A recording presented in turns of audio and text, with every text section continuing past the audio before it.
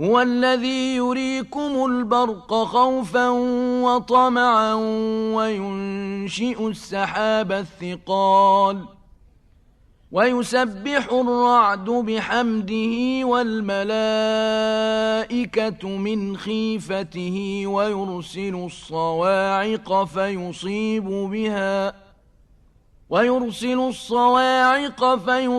بها من يشاء وهم يجادلون في الله وهو شديد المحال